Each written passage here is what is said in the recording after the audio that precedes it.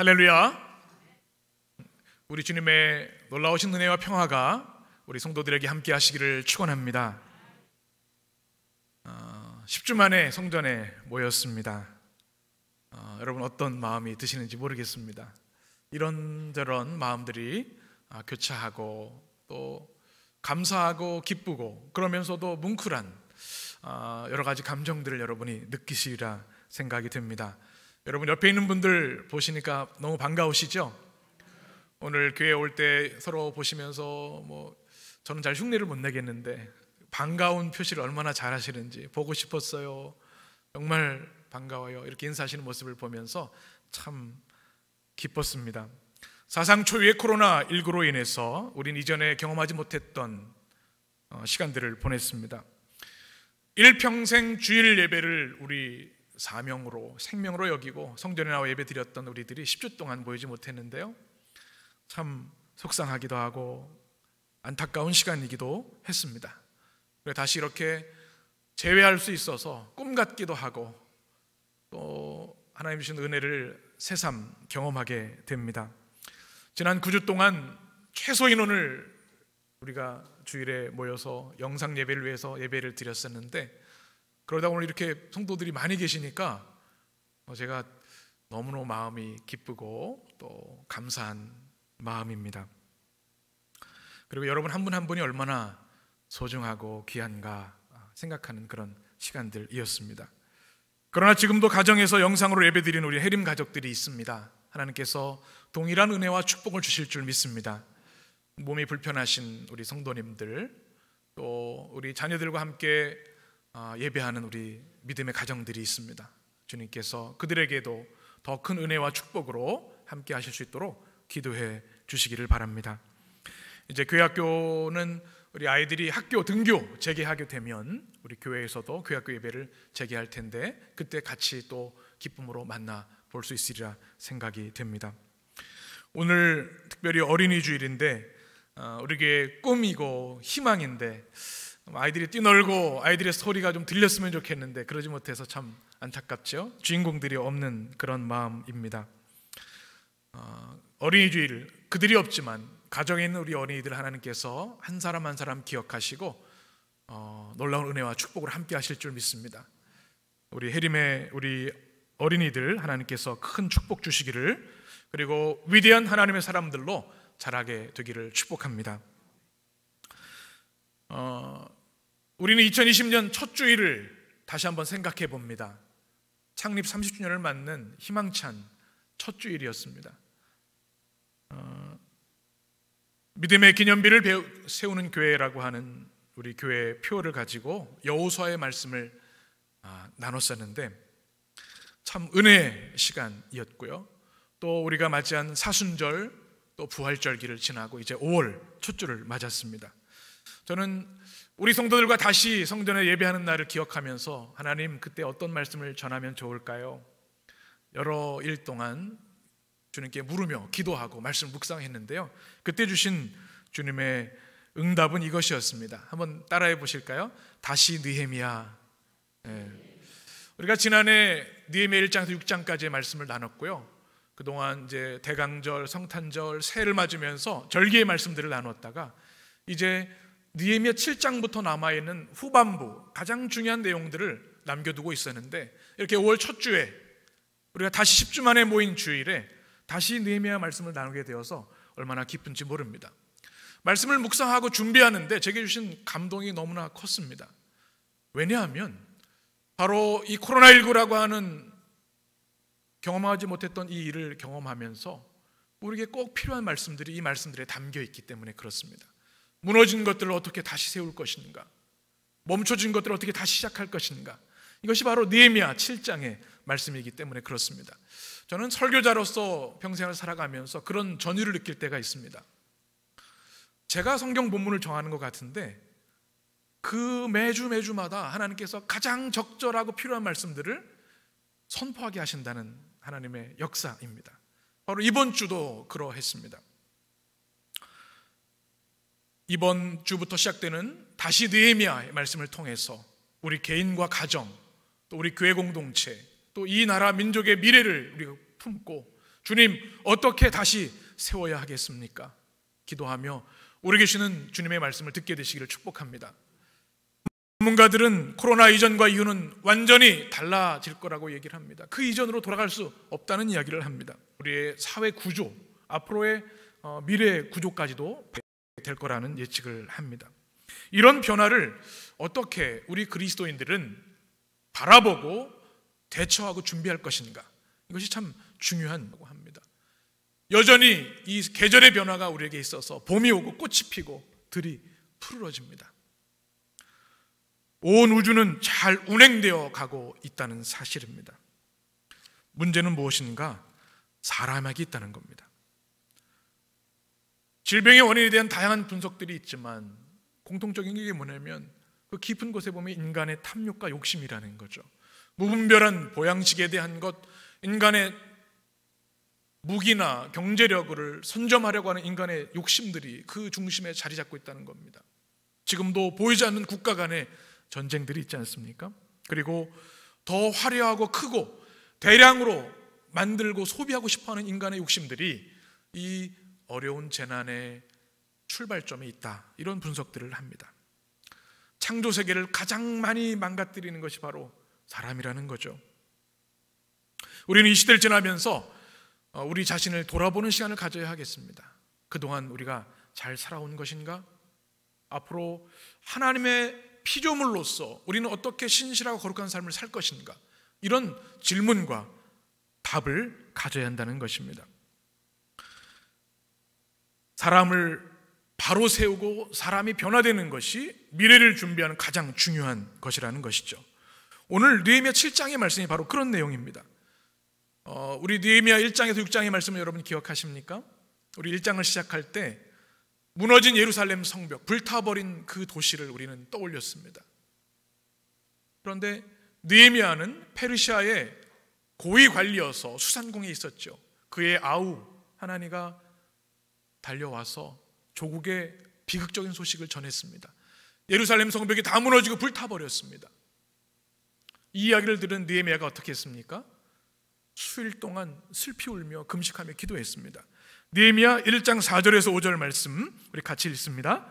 내가 이 말을 듣고 앉아서 울고 수일 동안 슬퍼하며 하늘의 하나님 앞에 금식하며 기도하며 이르되 하늘의 하나님 여호와 크고 두려우신 하나님이여 주를 사랑하고 주의 계명을 지키는 자에게 언약을 지키며 그 긍휼을 베푸시는 주여 간구하나이다. 아멘. 멀리 떨어져 있지만 조국을 향해 눈물로 금식하며 기도하는 느헤미야입니다.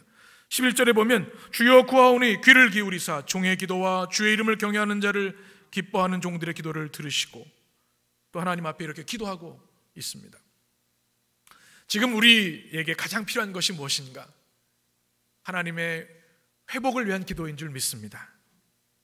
모든 회복의 역사는 기도하는 한 사람, 그 한 사람의 기도에 시작된 것을 우리는 기억해야 할 줄 압니다. 하나님께서는 이 느헤미야를 기도를 돌파합니다. 정면 돌파하는 기도의 사람 느헤미야를 통해서 이 예루살렘은 52일 만에 기적적으로 재건되게 됩니다. 오늘 이 말씀을 다시 한번 우리가 떠올리면서 하나님, 우리 해림의 성도들이 우리에게 놓여져 있는 이 어려움들을 기도로 돌파할 수 있는 성도들이 되길 원합니다. 이런 기도를 근데 느헤미야는 그러하지 않았습니다. 조금도 긴장의 끈을 놓지 않고 하나님 앞에 엎드렸는데요, 그가 한 일은 무엇인가? 지금 있는 상황을 하나님 주신 지혜로 꿰뚫어 보는 영적 통찰력을 가지고 보았다는 겁니다. 지금 성벽이 재건되어 있는데 기적적인 하나님의 축복이요 승리이지만 이 성 안에 있는 사람들은 어떠한가라고 하는 것을 그는 집중하게 됩니다. 성벽은 재건됐지만 아직 성 안에 있는 사람들은 이전에 노예 근성에 사로잡혀 있고 하나님의 말씀을 잊어버리고 있고 하나님의 거룩한 백성으로 바로 서 있지 않음을 알았던 느헤미야는 개혁의 박차를 가하게 됩니다. 이들이 변화되어야 된다.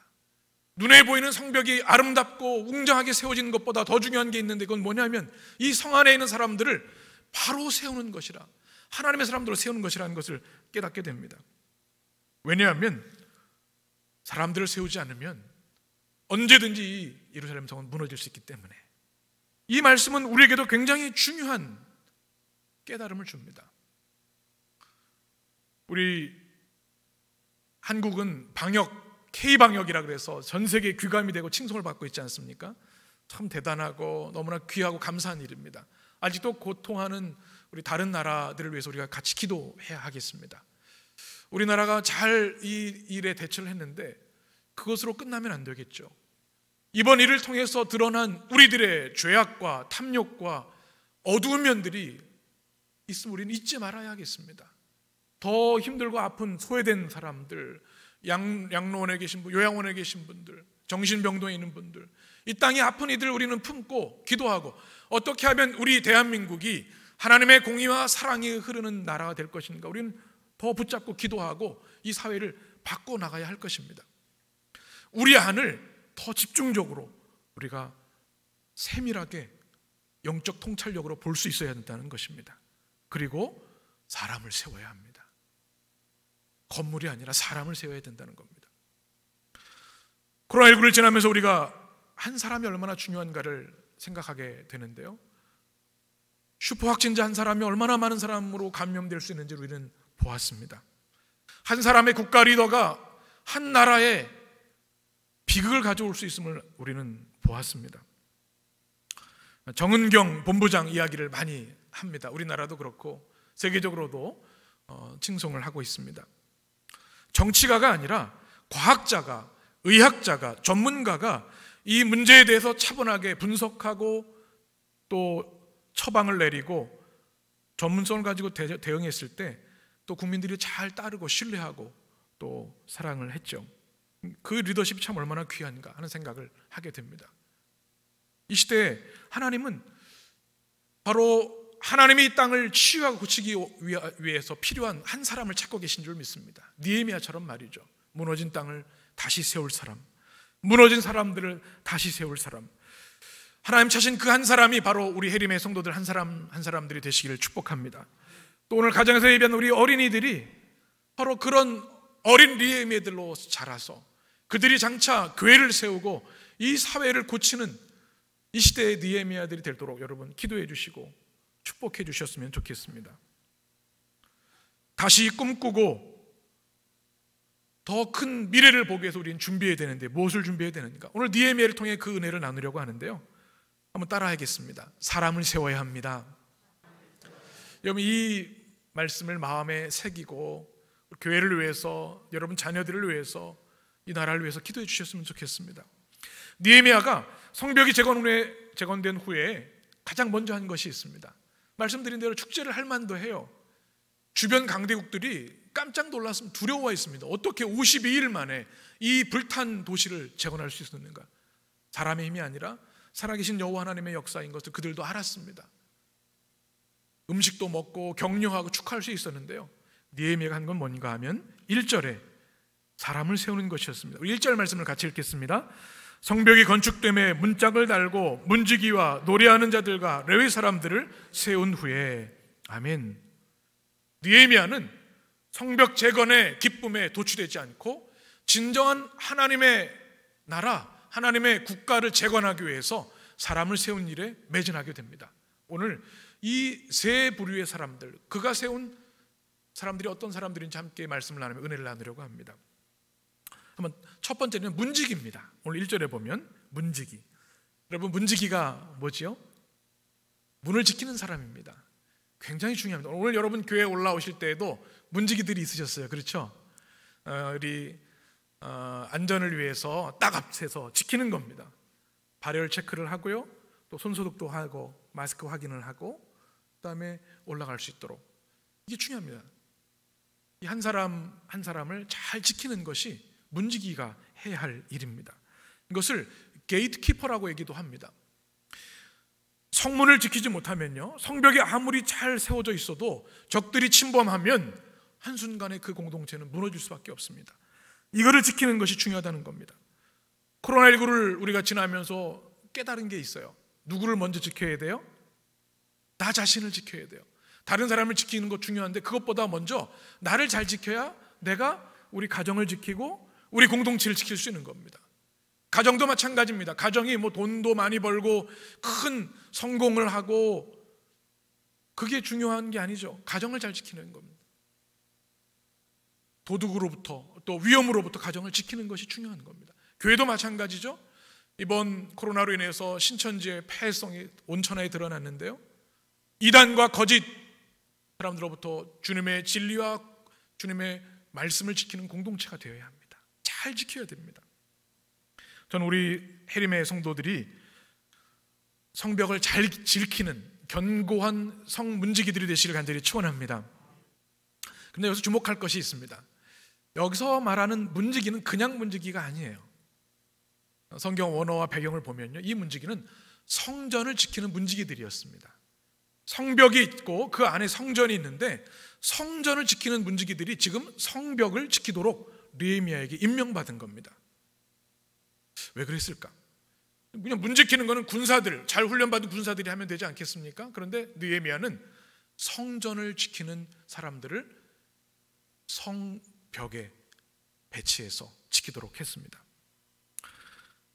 여기서 우리가 이 문지기, 노래하는 사람들, 레위 사람들이 세 부류가 나오는데 사실은 이 사람들은 모두 레위에 속한 사람들이었습니다. 기능이 조금씩 다를 뿐입니다. 느헤미야의 놀라운 지혜와 하나님의 역사를 우리는 볼 수 있습니다. 하나님께서 하나님의 일을 하도록 택하신 사람들이 문을 지키겠다는 겁니다. 그저 돈을 벌기 위해서 상관이 시키니까 하는 것이 아니라 하나님의 명령으로 듣고 문을 지키는 사람들을 문 앞에 배치했다는 것입니다. 다를 수밖에 없죠. 여러분, 레위인들이 무엇입니까? 구별된 사람들입니다. 하나님의 역사와 하나님의 구원의 역사를 위해서 택하고 구별한 사람들입니다. 여러분, 이 시대 레위인들이 누구이겠습니까? 우선은 목회자들이겠죠. 신학을 공부하고 평생 주님의 교회를 이끌어가는 사람들입니다. 그런데 신약 시대, 성령 시대에 우리 예수님을 믿고 따르는 우리 모두가 바로 이 시대의 레위의 사람들, 하나님의 일을 위해 부름받고 선택받은 사람들인 줄 믿습니다. 여러분은 거룩한 성도이기 때문에 그렇습니다. 누가 교회를 지켜야 합니까? 바로 교회 밖에 있는 사람들이 아닙니다. 바로 여러분들이 주님의 교회를 지켜야 되는 줄 믿습니다. 하나님이 그 일을 위해 여러분을 부르시고 세우셨기 때문에. 느헤미야는 레위인들 중에서 문지기를 시킨 중요한 이유가 있습니다. 예루살렘을 성을 지키는 것이 가장 시급했기 때문에. 이걸 놓쳐버리면 그 안에 공동체가 다 위험에 빠집니다. 그러니 성전 문지기가 와서 성문을 지키게 된 겁니다. 또 하나는 이 성문을 지키는 것이 거룩한 일이라는 것을 우리는 깨닫게 됩니다. 우리 사랑하는 가족들, 우리 믿음의 백성들, 공동체를 지키는 것이 거룩한 일이라는 겁니다. 그래서 레위에 속한 사람들을 세우게 된 거죠. 중국의 만리장성이 얼마나 철옹성 같습니까? 길고 침투하기 어려운데요, 역사적으로 4번 정도 그 문이 뚫렸다고 합니다. 그 이유가 뭔지 아세요? 역사가들에 의하면 문지기가 매수되었기 때문이랍니다. 느헤미야는 이걸 알았을 것 같아요. 그냥 사명감 없이 소명감 없이 문 지키다가 매수당하면 한순간에 뚫리는 거예요. 이 문을 지키는 것을 하나님의 명령으로 여기고 목숨을 걸고 지키는 소명의 사람들이 있을 때 이 성이 안전한 것을 그는 알았습니다. 그래서 구별된, 선택받은, 부름받은 사람들을 문지기로 세운 거죠. 우리 삶에도 문을 지키는 것이 참 중요합니다. 반드시 지켜야 하는 것들이 있습니다. 이 혼란하고 어려운 시대 가운데 여러분께서 거룩한 문지기들이 되시길 간절히 축원합니다.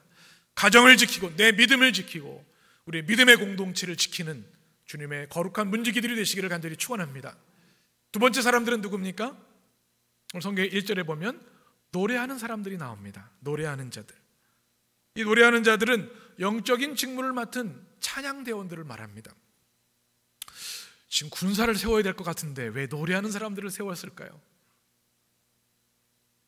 왜냐하면 하나님의 백성들의 가장 중요한 것이 찬양하는 삶이고, 찬양을 통해 그들이 하나님과 관계가 회복되어야 하고, 찬양을 통해 그들의 영혼이 힘을 얻고 강해져야 되기 때문에 느헤미야는 노래하는 사람들, 찬양하는 사람들을 가장 먼저 세우게 됩니다. 지금도 그렇지만 예전에도 예배의 중심은 이 찬양이었습니다. 노래였습니다. 그래서 예배 공동체를 회복하기 위해서 노래하는 자들을 느헤미야가 먼저 임명하고 세운 것이죠. 찬양은 참 중요한데요. 제가 해림 아침 묵상을 매일 아침마다 보내드리고 있는데 지난 4월 20일에 노래혁명이라는 주제로 같이 묵상을 나눈 적이 있습니다. 에스토니아라고 하는 나라를 여러분 아시죠? 소비에트 연방에 오랫동안 탄압을 받고 고통했던 사람들인데요.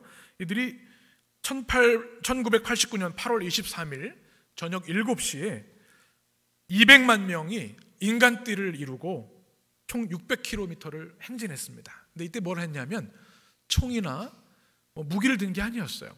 그들은 자유를 외치면서 자유를 향한 노래를 불렀습니다. 그래서 이것을 역사가들이 노래혁명, The Singing Revolution이라고 얘기를 했습니다. 어떻게 혁명이 노래로 되겠습니까? 그런데 수많은 사람들이 한 마음으로 노래했을 때 이것이 힘을 얻어서 1991년에 에스토니아가 빠른 시일에 독립하게 됐고요. 이것을 매년 이 에스토니아 사람들은 이 노래 광장에 모여서 그때를 감사하며 감격하며 지금도 합창을 한다고 합니다. 노래가 얼마나 중요한가. 그들을 향해서 이런 평가 기사가 있었습니다.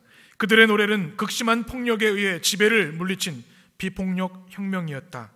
50년간의 소련 지배를 견디는 동안 에스토니아 사람들에게 노래는 언제나 주요한 단합의 힘이 되어 주었다. 참 노래의 힘이 대단하죠. 그 많은 사람들을 한 마음이 되게 하고 그 어려운 일을 해냈습니다. 여러분, 우리 성경에서 가장 감동이 되는 말씀들이 참 많이 있는데 그중에 하나는 시편입니다. 왜 그럴까요? 이게 노래거든요. 예배 때 노래로 불려졌던 운율이 있는 시입니다. 우리가 아플 때, 고통스러울 때, 승리하고 기쁠 때 다 노래로 하나님을 예배했기 때문에 이 시편이 중요합니다. 시편 42편 5절에 보면 이렇게 말씀합니다. 우리 같이 읽을까요? 내 영혼아, 내가 어찌하여 낙심하며 어찌하여 내 속에 불안해하는가? 너는 하나님께 소망을 두라. 그가 나타나 도우심으로 말미암아 내가 여전히 찬송하리로다. 아멘. 수천 년 동안 이 찬양의 노래, 시편의 말씀은 고통하고 눈물 짓고 절망 가운데 있는 성도들에게 놀라운 치유의 역사, 하나님의 임재의 역사를 경험하는 노래가 되었습니다. 이 땅의 노래들도 우리에게 용기를 줍니다. 여러분, 노래 좋아하시죠? 우리 대한민국이 노래를 좋아하는 민족 아닙니까? K-팝도 그렇고요. 요즘은 트로트가 많이 유행을 하더군요. 지난주 제가 소개해드렸던 상록수 2020도 이 어려울 때 많은 사람들의 희망을 주지 않습니까? 그런데 하나님을 노래하는 찬양은 이와 비교할 수 없는 놀라운 권능이 있습니다. 환난과 핍박 중에 많은 성도들은 찬양으로 그들의 믿음을 지켰습니다. 순교하는 순간에도 찬양으로 주님께 나아갔습니다. 주기철 목사님을 기억하시죠? 저 높은 곳을 향하여 그 믿음을 지키며 찬양했던 믿음의 선조들을 기억합니다. 저희 돌아가신 친하늘머리도 눈이 잘 안 보이셨었는데요, 늘 그 악보가 없는 그냥 글씨만 있는 찬양을 보시면서 찬양하셨던 모습이 지금도 떠오릅니다. 우리 삶도 기쁠 때나 어려울 때나 찬양이 있기에 우리는 이 어려움을 이기고 믿음으로 일어날 수 있는 줄 믿습니다. 느헤미야는 이것을 알았기 때문에 예루살렘에 가장 먼저 문지기 다음에 찬양하는 사람들 세운 것이죠.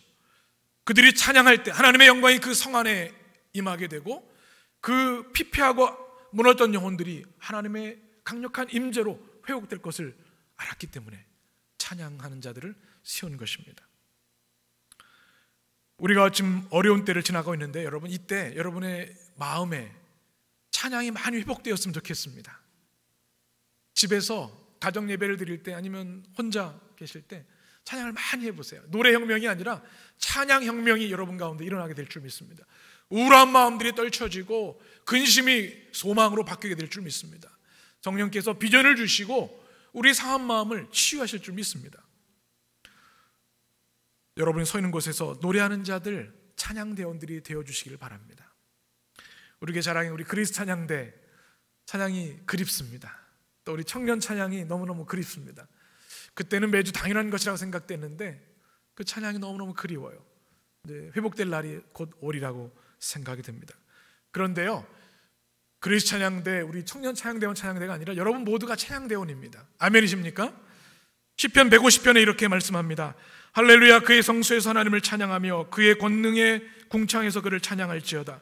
그의 능하신 행동을 찬양하며 그의 지극히 위대하심을 따라 찬양할지어다. 나팔소리로 찬양하며 비파와 수금으로 찬양할지어다.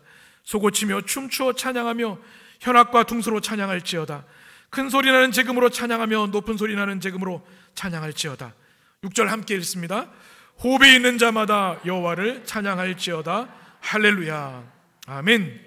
누가 찬양해야 돼요? 네. 가운 입은 사람만 하는 게 아니라 호흡 있는 자는 다 주님을 찬양하라고 주님 명령하셨어요. 그래서 이 찬양의 명령에 여러분 순종하게 될 때 하나님께서 예루살렘을 회복의 역사를 주신 것처럼 우리에게도 놀라운 회복의 역사를 이루어 주실 줄 믿습니다. 이제 마지막으로 세운 사람들이 있어요. 누구죠? 오늘 1절 말씀 보면 레위 사람들이라고 기록하고 있습니다. 이들은 누군가 하면 성전에서 예배를 준비하고 예배를 인도하는 사람들입니다. 제사를 드릴 때 모든 제기들을 준비하고 또 사람들이 예배 드릴 수 있도록 돕는 사람들, 또 이들은 말씀을 가르치는 사람들. 다시 정리하면 그들은 백성들에게 하나님의 말씀을 가르치고 예배자로 설 수 있도록 돕는 사람들이 레위 사람들입니다. 성벽이 잘 재건됐습니다. 그런데 느헤미야가 그들을 보니까 그들의 내면은 무너져 있어요. 하나님의 택함 받은 선민임에도 불구하고 하나님의 말씀에 대해서 알지 못합니다. 오랜 노예 생활, 무너진 성벽 때문에 그들의 예배가 무너져 있었습니다. 성벽이 아무리 잘 재건돼 있어도 그들의 영혼이 지금 무너져 있기 때문에 지금 시급한 게 뭐냐면 레위인들을 통해서 그들에게 하나님의 말씀을 가르쳐서 하나님의 백성들이 어떻게 살아야 되는지, 그리고 어떻게 주님을 예배하며 예배대로 살아갈 것인지를 가르치는 것이 너무나 시급한 일이었습니다. 그래서 느헤미야는 레위 사람들을 세우게 됩니다. 진정한 회복은 예배와 말씀의 회복에 있기 때문에 그렇습니다. 여러분 어떠십니까? 코로나19로 인해서 우리 마음이 많이 흩어져 있고 분산되어 있는데요, 우리의 영적인 삶이 흩어져서는 안 될 줄 믿습니다. 다시 회복되고 세워야 하는데 무엇을 세워야 되느냐? 하나님의 말씀과 예배를 세워야 할 줄 믿습니다. 예배가 무너지면 다 무너지기 때문에 그렇습니다. 사랑하는 성도 여러분, 여러분의 삶에 하나님, 내가 다시 세워야 할 거룩한 것들, 주님, 내 안에 무너진 예배가 있다면 회복시켜 주시옵소서. 하나님의 백성으로 살아가지만 말씀에 대해 알지 못한다면 하나님, 말씀으로 다시 세워지기를 원합니다. 여러분의 기도가 응답이 되실 간절히 축원합니다. 오늘은 어린이 주일입니다. 어린이들이 좀 이 성전에 가득 있었으면 참 좋았을 텐데 아쉬운 마음, 안타까운 마음이 있습니다. 이제 우리 아이들이 다시 교회 나올 때는 여러분 좀 더 격하게 축하하고 축복해 주시면 좋겠어요. 아이들 선물도 주고 또 같이 축복도 하는 그런 시간이 분명히 있으리라 생각이 듭니다. 가정에는 우리 아이들을 위해서 여러분 꼭 기도해 주셔야겠습니다. 우리 자녀들이 어떻게 자라기를 원하십니까? 우리 교회 학교 아이들이 어떤 인물들이 되기를 원하십니까? 오늘 말씀을 묵상하면서 다시 느헤미야가 말씀을 하면서 하나님, 우리 교회 학교 아이들이, 아니 우리 자녀들이, 우리 청소년 청년들이 이 시대의 느헤미야가 되었으면 좋겠습니다. 참 멋지죠? 승리 자축할 수 있는 그 자리에서 그는 영적 통찰력을 가지고 공동체 내부를 진단합니다. 그리고 사람들을 세워나갑니다. 느헤미야 같은 위대한 믿음의 일꾼들이 우리 교회에 많이 세워지기를 간절히 축복합니다. 창립 30주년을 맞이했습니다. 이제까지 인도하신 에베네zer 하나님의 은혜를 우리는 감사하고 축하해야 하겠습니다. 그러나 또 하나 잊지 말아야 할 것, 앞으로의 30년을 어떻게 준비할 것인가? 우리 교회의 미래가 어떻게 되겠습니까? 여러분 10년 후, 20년 후에 교회의 미래가 어떻게 되겠습니까? 어떤 모습이 되기를 원하십니까? 한번 서로 이렇게 축복하면 좋겠습니다. 그냥 눈으로만 하셔도 간단히 이렇게 축복할까요? 우리가 변해야 합니다. 우리가 미래입니다. 여러분, 교회의 미래는 우리에 달려있는 겁니다. 우리 자녀들에 달려있는 겁니다. 내가 어떤 믿음의 사람이 되느냐, 그것이 교회의 미래가 된다는 거죠. 무엇이 중요한가? 사람을 세워야 합니다. 우리들이 먼저 느헤미야 같은 사람들로 세워져야 합니다. 우리 부모 세대가 그렇게 돼야 되고요, 또 우리 자녀들을 오늘 성경에 나오는 세 사람들처럼 하나님의 구별된 사람들, 하나님께서 주님의 일을 위해 택하신 사람들로 세워야 할 줄 믿습니다. 느헤미야가 누구를 세웠습니까? 첫 번째가 문지기입니다. 문지기. 철통같이 지켜야 합니다. 우리 믿음과 진리의 말씀을 잘 지켜야 합니다. 또 누굴 세웠습니까? 여러분 잘 기억하시네요. 찬양이 회복되어야 합니다. 세 번째는 뭐예요? 레위 사람들, 말씀과 예배를 훈련시키는 사람들, 예배자들을 세우는 일. 이 일이 있을 때 하나님께서 우리 교회를 통하여 영광 받으시고, 우리를 통하여 느헤미야를 통해 주셨던 회복과 구원의 역사를 이루어 주실 줄 믿습니다. 이 말씀이 아멘이 되셔서 미래를 준비하며 꿈꾸는 믿음의 성도들, 또 주님의 교회 되시기를 간절히 축원합니다. 기도하겠습니다. 살아계신 하나님, 은혜의 수 배림교회를 사랑하셔서 지켜주시고 인도해 주신 것을 감사합니다. 어려운 시간을 지났지만 하나님은 그 시대를 통해 우리에게 주신 분명한 말씀이 있음을 믿습니다.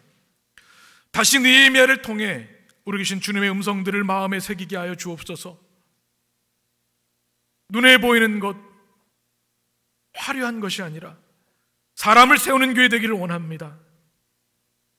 느헤미야처럼 우리에게 영적인 통찰력과 지혜를 주셔서 주님, 우리 공동체를, 우리 자녀들을, 사람들의 심령을 보게 하여 주셔서 하나님, 하나님의 거룩한 사람들을 세우는 교회 되게 하여 주옵소서.